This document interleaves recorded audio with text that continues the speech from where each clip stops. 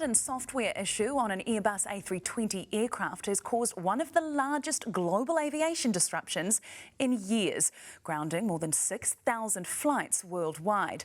Both Air New Zealand and Jetstar were caught up in the chaos, leaving travellers here facing cancellations, delays and mid-air turnarounds. Senior reporter Juliet Speedy has the story.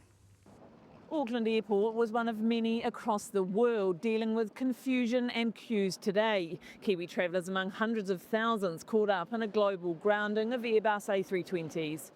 More than 6,000 aircraft were ordered out of the sky, while airlines rushed to install a software fix. This couple was on an early morning Air New Zealand flight from Auckland to Queenstown. Got down to Queenstown, almost landed, and then whizzed up into the air again and were told that we were being diverted back to Auckland.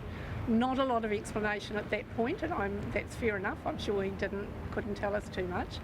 Got closer to Auckland and were told it was a software glitch, a global software glitch. The guy had his wheels down and he was on final approach, and then he put his foot on the loud pedal, or what pilots do these days, and shot off back into the sky again.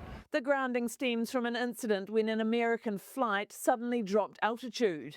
There was a flight on JetBlue from Cancun in Mexico to Newark, New Jersey on the 30th of October, which had an uncommanded descent. Basically, it lost altitude, and for weeks they've been investigating what happened. There were 15 people injured. It made an emergency landing at Tampa in Florida. Those investigations led to today's groundings. The manufacturer of the plane, Airbus, came out and said, we are really worried about the possibility that solar radiation, a solar flare in other words, could corrupt the data that is fed to the elevators. Those are the things at the back which push the plane up or down. Airbus issued an urgent global directive: ground the planes and update the software. Air New Zealand operates 37 Airbus A320s. 35 needed the update, affecting domestic and international services.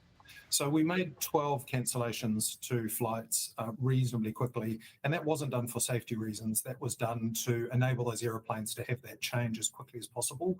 We saw an opportunity to make that change quickly and get those aeroplanes back into service. We're working through the schedule changes at pace, and we want to give our customers as much advance notification of those changes over the coming days as we can. The airline says the software upgrade will take about 3 hours per aircraft. It is an unusual event, and what this means is that the global fleet is monitored really closely every day by both the regulators and the aircraft manufacturers, and of course the airlines as well. And we share a lot of that information across the global safety networks. They are offering free flight changes for passengers booked up to and including Tuesday, while the issue is sorted. Jetstar says it has also cancelled some services, calling it a global safety issue affecting all A320 operators. Airports around the country scramble to manage the disruption.